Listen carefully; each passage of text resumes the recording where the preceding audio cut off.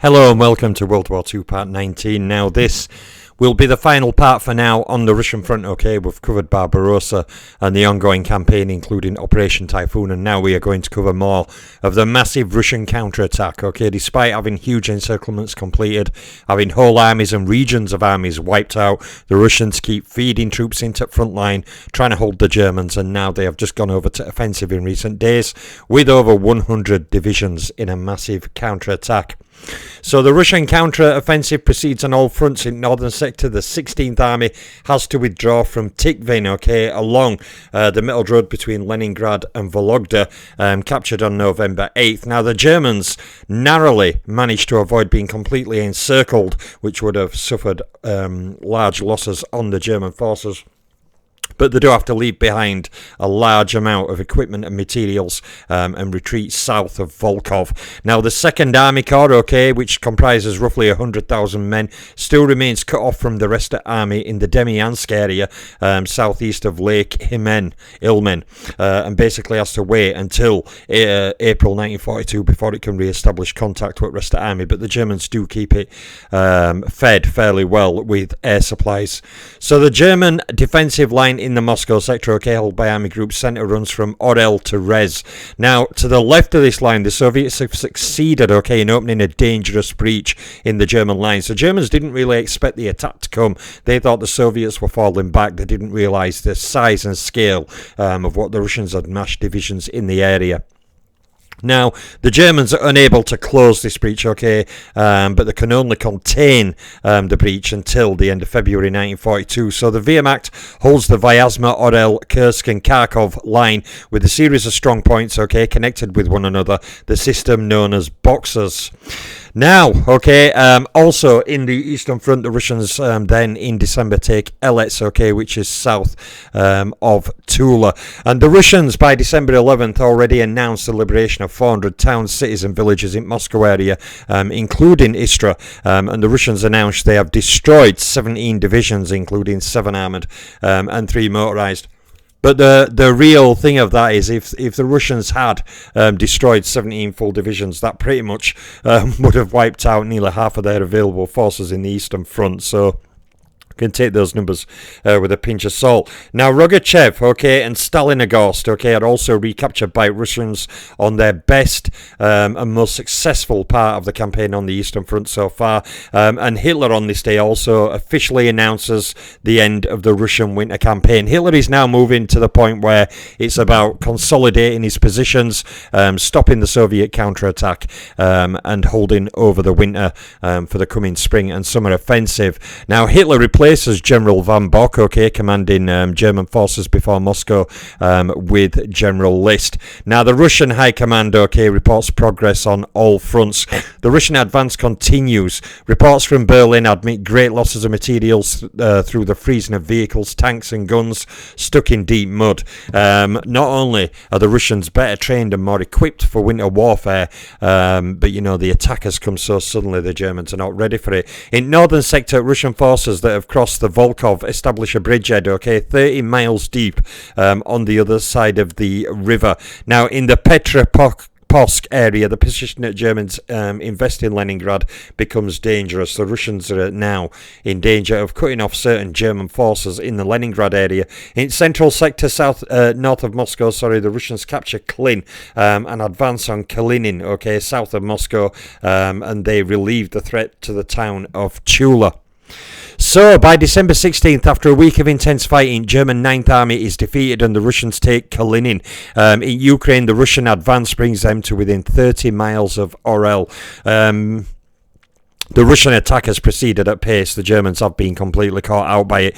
An official spokesman in Berlin admits the Germans have been surprised by the qualities of Russian soldiers. The Russians endured the severest hardships and totally disregard the loss of life. So the Russians are basically throwing themselves on the German positions to overwhelm them, and they don't seem too bothered about casualties. So on the Eastern Front, Hitler removes von Brauchitsch, okay, from his post and himself assumes the supreme command of the army. A fateful day indeed that will lead to bad repercussions in the Eastern Front in 1942 with Hitler's barmy mentality. Now there's a complete revolution among top commanders. Okay, Army Group Centre is entrusted to von Klug, replacing von Bock. The Army Group North, okay, will be transferred on January 15th from von Lieb to von Kuchler, and on 18th of January von Bock will take command of Army Group South in replacement of von Richelieu, who has died of a stroke. So on 20th of December, Goebbels broadcasts an appeal for gifts of warm clothing, okay, for German soldiers serving in Russia. This further highlights the German High Command's complete incompetency on taking preparations in case the war was not won in the rapid 6-month campaign that they first wanted to achieve. So by December 22nd, the inexorable Russian pressure on all fronts continues. A Russian report claims that the Red Army has recaptured 1,500 cities, towns and villages in the last 25 days alone. The German armies are coming under massive pressure indeed. And really this goes forward. The Russians begin a series of violent attacks, okay, against enemy positions in the southern sector, in particular, against positions held by Italian Expeditionary Force and in the eastern Crimea. Now, reports continue to speak of German troops suffering from cold and frostbite, so the equipment is clearly not getting to them quick enough. The German soldiers are kind of suffering a little bit. Now, German armour evacuates Kaluga, okay, southwest of Moscow, further withdrawals, while Berlin reports intense Russian pressure is also being applied now in the Ukraine sector on December 28th. Now, Army Group South continues its offensive against Sevastopol. Meanwhile, Russian troops, okay, coming from Caucasus, mount an amphibious attack, okay, against the eastern Crimea, taking Kerch and Feodosia. Now, on Central Front, okay, the Germans are forced back under pressure at Soviet counter-offensive. The Russians now reoccupy Kaluga. And on December 31st, okay, in southern sector, the Germans break off the siege of Sebastopol to check the Russian threat from Kerch and Feodosia. Now, by mid-December, the German troops fighting in USSR are reduced to some 800,000 men, which is like 25% of what they entered the war with. They've suffered severe casualties, and now they're waiting for reinforcements, which, of course, will be built up over the winter period in Europe and sent there for the next spring and summer campaign. In the central sector, the Soviet counter-offensive before Moscow ends with the recapture of Kolzesk. So basically, Hitler issues a New Year message to German people on December 31st. Hitler says, and I quote, "He who fights for the life of a nation, for her daily bread and her future will win. But he who in this war, with his Jewish hate, seeks to destroy whole nations will fail." You kind of could really say that, Adolf, about Germany itself and your beliefs. So now we'll go into 1942, okay, and continue the Eastern Front campaign. And then what I'll do in further parts is go back and cover rest of events from 1941, including, of course, the major event in December, the day that will live in infamy. So on January 1st, okay, in Crimea, the Germans forcefully counterattack the Soviet forces that have penetrated into peninsula around Feodosia and Kerch in the Crimea. So the Germans have quickly launched counterattacks against those forces there.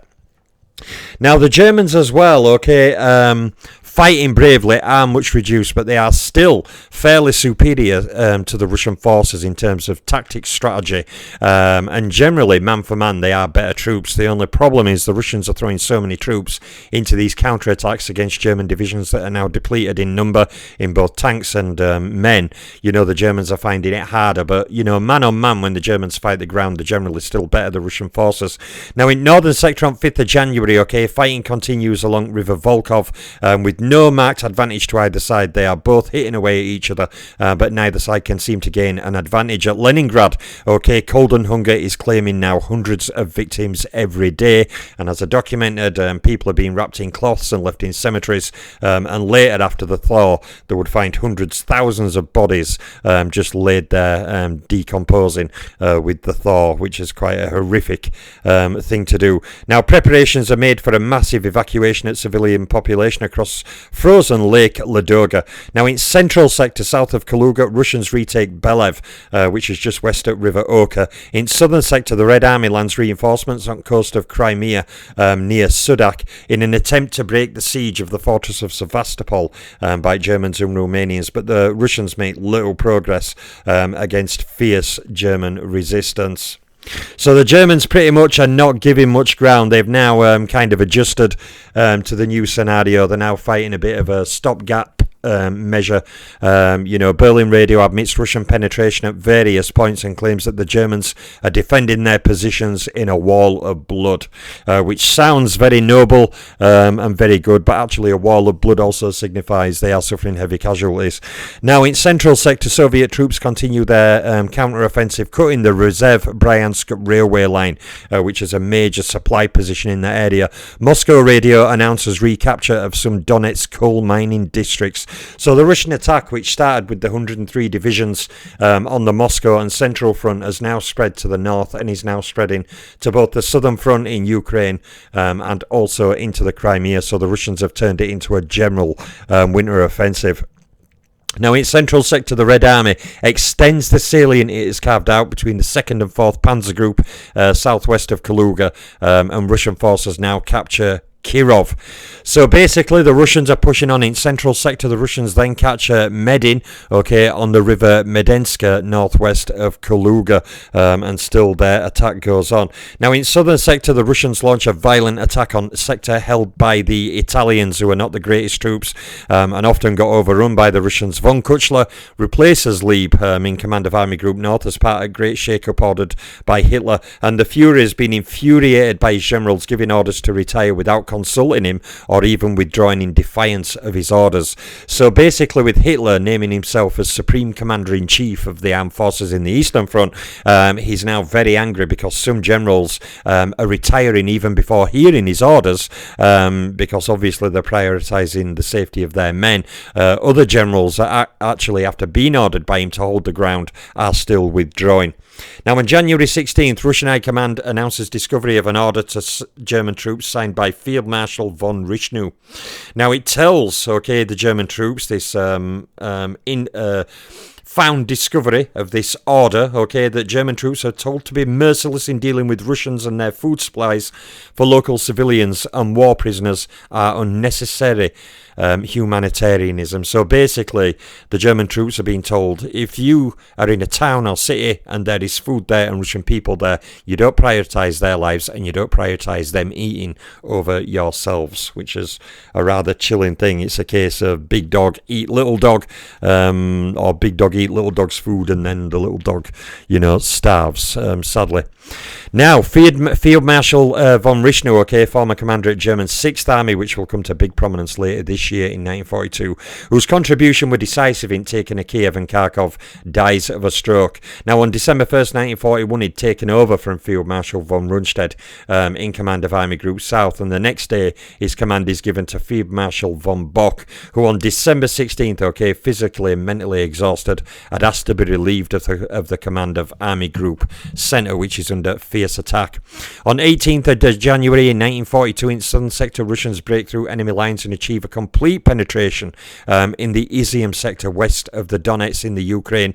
Notable progress is also made in the area of Kursk. The next 10 days see significant Russian advances along the line south of Kharkov.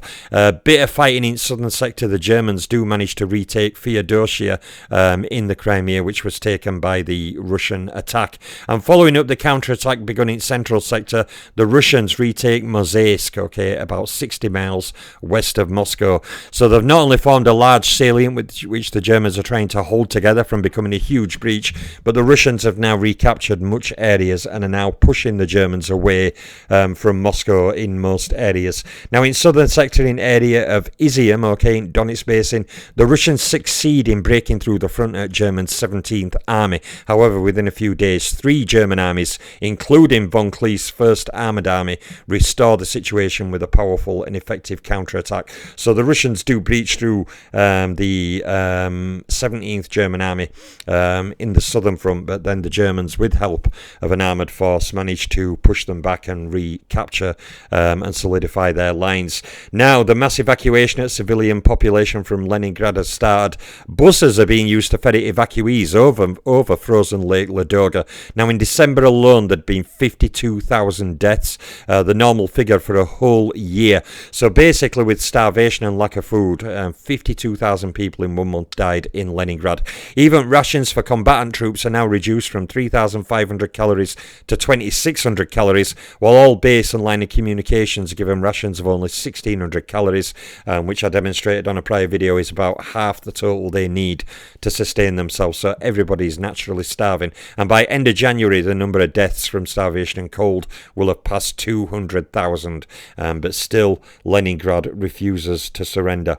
Now, to northwest of Moscow, the Red Army, following up its forceful counterattack, retakes Kolm, one at strong points on German defensive line between Army Groups North and Army Group Centre, and that really is a vulnerable spot for attacking. Southeast, another German strong point, Reserve, is threatened with encirclement. The Russians have really done well, like I detailed on a prior video. The Russian army has taken hammer blows that would have destroyed any army in history, but like I said, the size of the terrain, the size of the manpower available and the industrial capacity, they hung on. And even in early days of Operation Typhoon, with the near 700,000 prisoners taken in huge pockets and the huge holes torn in the Russian line, the Russians were throwing divisions in trying to stem those holes and somehow managed to hold the lines together and stop Moscow falling. It's really quite incredible, but they did suffer horrendous casualties doing so. Now, in southern sector, on Donetsk front, the Russians break through German defences near Izium and take Barakovo, which is about 40 miles east of Lozovaya, south of Kharkov. So the Russians are pushing, trying to recapture Kharkov. In central sector, in area of Valdai Height, the Russians extend the salient between Kolm and Reserve, coming near to Veliki Luki, where, however, the German positions are especially strongly dug in, and the Russians don't manage to make much headway. Now, Berlin does actually admit that Russian penetration at German defence lines at 2 points in the Ukraine itself. So even the Germans are, kind of admitting, yes, we are being pushed back. Yes, we are under heavy attack, and it's hard work trying to stem it. Now, in southern sector, on January 27th, Russians retake important railway junction of Lozovaya, which is west of Izium. Now, this advance pushed the Russians to within 60 miles of the Dnieper River, and a principal supply base at German southern forces in that area. Now, Russian general offensive by Marshal Timoshenko, on the Ukraine front began on 18th of January and has thus achieved major success, German armies have had the lines punched, have managed to, re-assimilate those lines here or there, but the Germans are being pushed back. German sources admit Russian pressure on that area is absolutely fierce and constant. And the Russians just don't stop. They're suffering heavy casualties, but they are just driving forward. Now, in central sector, the Russians extend the salient, splitting the German armies, Army Group North and South, southwest of Kaluga, and retake some important towns and cities in the area, inflicting heavy losses on the German forces in terms of tanks, men, guns, and other equipment. So the Germans are basically holding on by the skin of the teeth. They are being put under immense pressure, but they are just holding on. Now, in southern sector, Russians reinforce their troops in Crimea, but their efforts to relieve Sebastopol break down against the increasingly growing German resistance. They can also achieve no positive results from their attempts to relieve Leningrad and from other offensives that they've opened on several fronts, which are to last for the whole of February. So basically, the Russian attacks achieved an amount of success, but are just not achieving the success they hope. The German resistance is almost as vicious and hard as what the Russian mentality is to attack, and ultimately the Russians do not achieve their goal of destroying Army Group Centre. So heavy fighting into February continues in Leningrad sector. Well, in the south, Berlin radio admits the Russians have broken through the north of Taganrog on the Sea of Azov. Vanguards at Red Army, meanwhile, enter the province of White Russia, but German resistance is now very strong. So the Russians have pushed to a point now really deep into German lines, but they are now meeting ferociously strong German resistance in those areas. And it really is incredible, you know, this battle. It's absolutely... This is my third video on it. We're just in 1942. Many more videos to come, of course. But like I say, I'll go back and cover the remains of 1941 before we come back to cover the Russian spring, summer, and then winter war in the east, including, of course, the ferocious Battle of Stalingrad, which is, to me, one of the major turning points of the war. Very cliched thing to say, but it really is one of the major turning points in the war.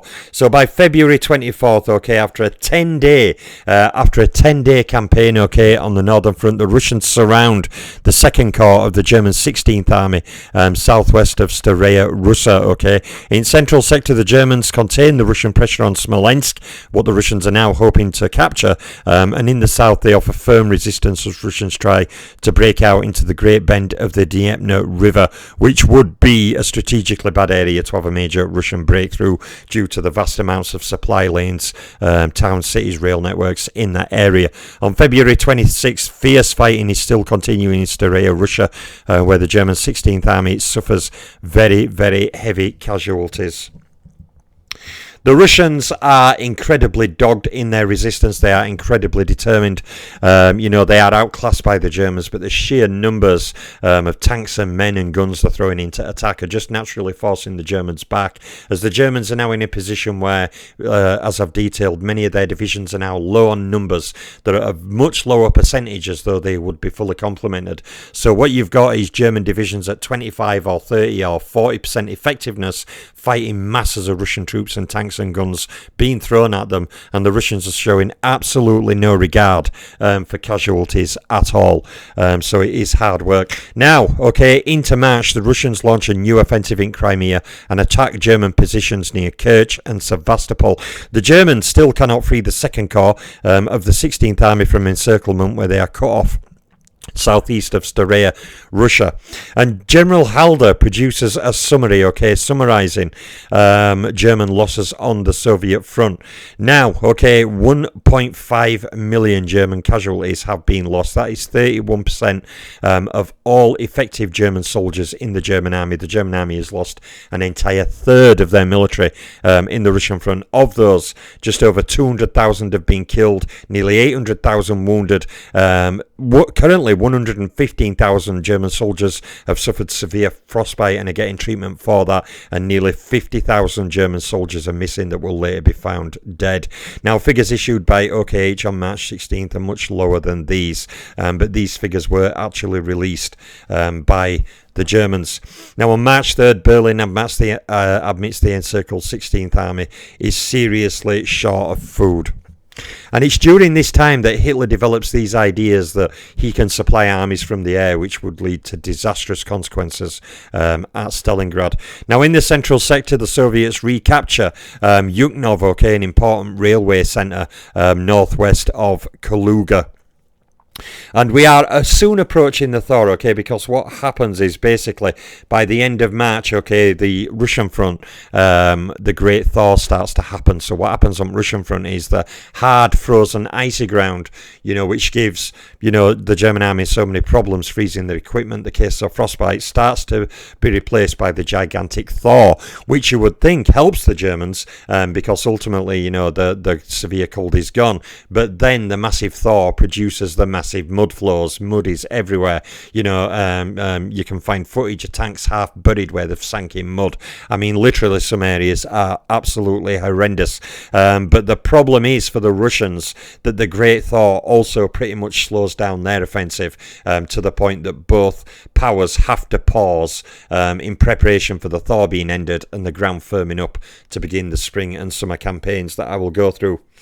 So, by March 16th, I mean, the Eastern Front, although the enormous porcupine defensive perimeter have held out well under constant Russian attacks since start of the year, the Germans have now been compelled to withdraw all along their front line. The greatest advances have been made by Russian horse cavalry between the northern and central sectors in that joint between Army Group North and Centre, and in the area of Kalinin and Kaluga and south of Lake Ilmen, where huge German forces have been trapped in pockets in Demyansk Demyansk and Kolm, and in the southern sector in front of Izium. Okay, from Leningrad, the front now runs to Novgorod, Staraya Russia, and Veliky Luki. Okay, it's sector manned by German Army Group North with the 18th and 16th Armies, and then from Veliky Luki in Army Group Centre sector, the Russian front line is uneven on the account of the Russian salients and the German counter-salients. So it goes up to Nevel, okay, turns east towards Velis near Vitebsk, Demidov and Dorogbogus, okay, thence north again to Vyazma and Rizev, finally turning south, passing Kirov and north of Bryansk and Orel. The front line has now turned into like a snake, okay, where you start from the tail and go up, then bend around and come back down into a salient, then bend back up. The front line is now a whole pocket of a whole series of salients, forward, areas where the Germans have had to fall back, other areas where they haven't fallen back. So the front line now resembles a wiggly snake. If you look at a snake picture, the front line is punctuated by, salients here, there, and everywhere. So Army Group South, whose front extends from Orel to the Caucasus by way of Kursk, Kharkov, Dnipropetrovsk, okay, Stalino, Taganrog, and the centre of the Caucasus includes the 2nd Army and 6th Army, the Kleist and Manstein Army groups, and the 11th Army in the Crimea. So according to OKH, okay, the statistics on the Eastern Front put German losses at 240,000 men from January 1st to mid-March during Russian counter-offensive. 240,000 men alone, including 52,000 killed, nearly 20,000 missing. And since June 22nd, 1941, the start of Barbarossa, the Wehrmacht has lost over 1 million men. Now, they put it lower than General Halder's released figure of 1.5 million, but the Germans are still admitting they have lost over 1 million men in total. Russian losses are absolutely even higher than that. If we remembered the figures where Stalin said we have lost 350,000 killed, 700,000 wounded, etc., etc. Russian losses are way higher, and the Russians have also lost between 3 and 4 million prisoners alone. Now, to give you an idea of that, that is nearly double the size of France's entire army at the start of the Western Offensive in May 1940. Those losses in prisoners alone are twice the size of French army virtually, and that is not even counting the hundreds of thousands missing, the hundreds of thousands or millions killed and wounded. Russian casualties have been horrendous, but despite that, they have still managed to launch a general counter-offensive in the Moscow area with over 100 divisions, and then extend those counterattacks both on Army Group North in the area of Leningrad specifically, trying to relieve Leningrad, but also in the Crimea and also in the Donetsk Basin and the area pushing towards Kharkov. So the Russian winter counter-offensive before Moscow suddenly turned into an entire front of a winter campaign. And Russian losses are huge, okay, and the numbers at the moment are more comparable to the Axis powers, but the Russians are still piling in many more conscripts being called up to forces and are currently training dozens and dozens and dozens of divisions in the rear areas that would be available come the spring and summer campaign. So Russian pressure in central and southern sectors continues in the northern sector. Army Group North launches a vigorous counterattack to relieve the 2nd Corps of the 16th Army from encirclement in the area of Kolm and Staraya Russia. So the Germans are still trying to counterattack the Russians. Now, breaking out from Staraya Russia in northern sector south of Lake Ilmen, the Germans attack with 4 divisions in the Demyansk sector. However, the thaw holds them up, okay, and it is not until April 21st that these 4 divisions manage to re-establish contact with their fellow army troops, because the thaw is now setting in on the Eastern Front. 24th of March, Russian sources report that more than 16,000 German troops have fallen on the Leningrad front between the 9th and 22nd of March. Now, Marshal Timoshenko's forces, towards the end of March, break into suburbs of Stalino. Fierce street fighting takes place as the Germans defend their position street by street and house by house. Okay, they are refusing to give Stalino up without a fight. And this obviously will carry into next year. We'll see when I go through the Battle of Stalingrad. Probably one of the most ferocious examples of street fighting and hand-to-hand combat that you can imagine. But pretty much, okay, by the start of April, okay, the spring thaw brings a lull, okay, and there's a stalemate along most of the front now, although there are renewed German attempts to free the Second Corps, near 100,000 men from encirclement that came from the German 16th Army from the enemy's grip in Styria, Russia area. In the south, okay, Sevastopol has now reached its 150th day of siege and has still not fallen. So Sevastopol still manages to maintain its freedom for now. And that ends, okay, the first part of my Eastern Front campaign. It has been a huge one because it is a huge front. The greatest invasion of history, Barbarossa, led to another huge Operation Typhoon, and when that petered out, led to the massive Soviet counterattack along the Moscow front that then spread down south along the Donetsk Basin and up north to the Leningrad front. So pretty much, okay, the war in the Eastern Front grinds to a halt. My next parts on the Eastern Front will cover the beginning of the spring and summer campaigns, where we will go through Soviet moves and then counter moves, okay, by the Germans, because the Russians, okay, not very happy about the thaw, actually open up with major offensives, okay, in spring 1942, and the Germans have to patch those up before launching their own real summer campaign. We will go through those events when I next cover the Eastern Front. So basically, okay, what I'll do for the rest of this, you just go through some more other areas. So let's go back in time to June. Okay, British bomber squadrons attack Benghazi and Tripoli overnight, and Slovakia declares war on the USSR. And also, towards the end of June 1941, recruitment of volunteers for service against the Soviet Union starts in Spain and Denmark. Obviously, don't achieve too much. Okay, so. We'll go through some other events, okay. In Malta, okay, on June 27th, okay, fierce air duels above the island between the Axis formations and British fighter raids on the port installations in Valletta are growing more and more frequent. You know, they're turning up the screw on Malta now, the German and Italian air forces. Albania, also on June 28th, declares war on the Soviet Union. And the Japanese, okay, in an ominous move, on June 28th, the Japanese penetrate into Indochina with Vichy cooperation, okay, working with the Japanese. But this, openly stated by the Americans, is a disturbing move by the Japanese, and America are taking an increasingly pro-China stance in the Japanese-China war. Which has been raging for long before World War II began. Now, Vichy France, okay, at the end of June, breaks off diplomatic relations with USSR and freezes all Russian assets in France. Ridiculous. Now, the Germans, okay, by the end of June 1941, now fully occupied by Operation Barbarossa, officially suspend the Battle of Britain at the end of June 1941. Up to this day, the Luftwaffe has destroyed 120,000 buildings in London alone. It just shows the savagery of the air war over Britain and the growing savagery, you'll see, of the air war over Germany to come.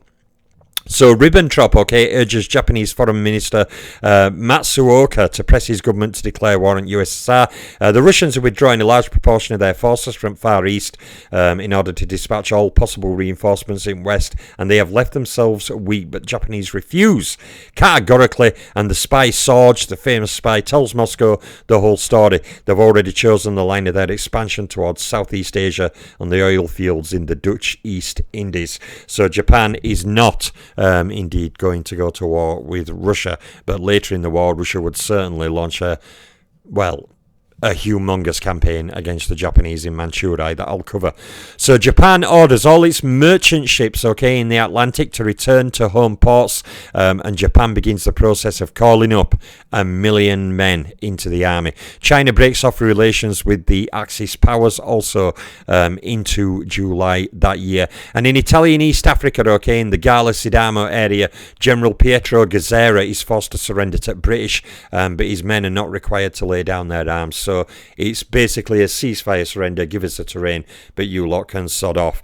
Now, in Italian East Africa, also the garrison of Debre Tabor, about 6,000 men, commanded by Colonel Angelini, is also forced to surrender to the British.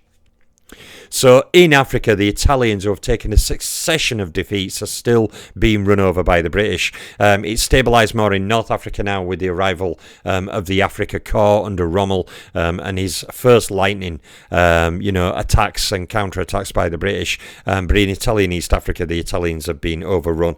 President Roosevelt, on July 4th, does his Independence Day broadcast, and he quotes in that, "The US will never survive as a happy and prosperous oasis in the middle of a desert of dictatorship." So Roosevelt is already signalling there that, look, we are surrounded by the Japanese and everybody on one side, the Germans, Italians on the other side, that as merchant ships are getting dragged in, we're having to, basically he's saying, we're not going to be able to prosper with this war going on all around us. In North Africa, Italian and German aircraft bombed the Tobruk fortress and the area of Sidi Barrani, and British aircraft also launched another raid on Palermo in Sicily in early July.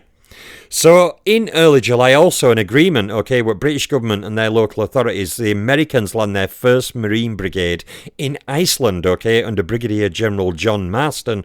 Roosevelt justifies the operation by the necessity of defending the Western Hemisphere. So that is really a little move. It's only a garrison to Iceland, a brigade of American soldiers, but it is also a move where Roosevelt is now saying we're going to start taking steps to defend the situation. So America's involvement came from initially, seizing merchant ships, to arming merchant ships, to having entire zones of sea space around the territory where any conflict takes place, they will intervene.